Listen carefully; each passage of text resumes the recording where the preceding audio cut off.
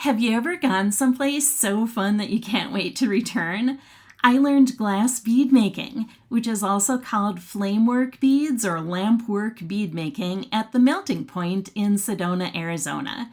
One side of owner Austin Littenberg's studio is set up for glass blowing, and in this studio vlog, I'll share what happens in the lampworking studio side, including a glass bead demo from my instructor and video clips of me creating my very first lampwork beads after putting on my protective eyewear.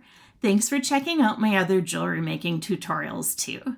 In the next clip, you'll see my instructor Doug Harms holding a mandrel in his left hand. This forms a hole in the bead, while the glass rod in his right hand is melted by a torch and wrapped around it. Let's hear what he has to say about the process in his lampworking demo. Keeping it in the heat, making contact with that mandrel, and we're turning away from ourselves when we're applying the glass.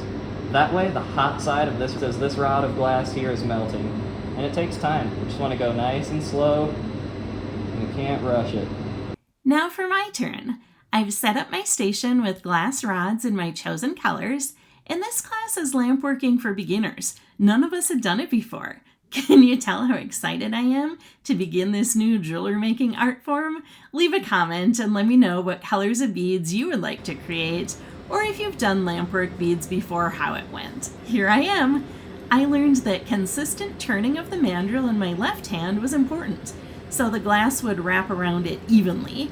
If I slowed down or got too close and hot from the torch, one side of the bead could melt too quickly and start to drip down. I also learned the importance of heating up both the mandrel and the glass rod so they would be compatible to work together when they touched.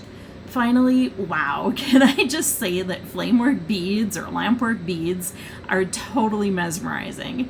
It was like an ultimate focused meditation for me that resulted in gorgeous glass beads. And experimenting with layered colors and stripes or dots was fascinating as well. I was so enthralled that I went back to make some more a second day. I left the beads at the studio to be annealed in a kiln, and when I returned, they were washed clean. Let's take a close-up look at my resulting one-of-a-kind glass beads.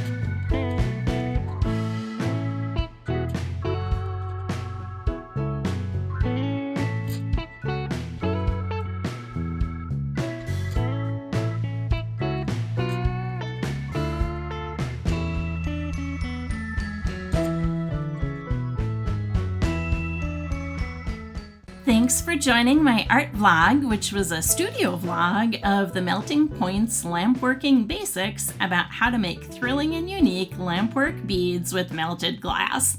I'm hooked.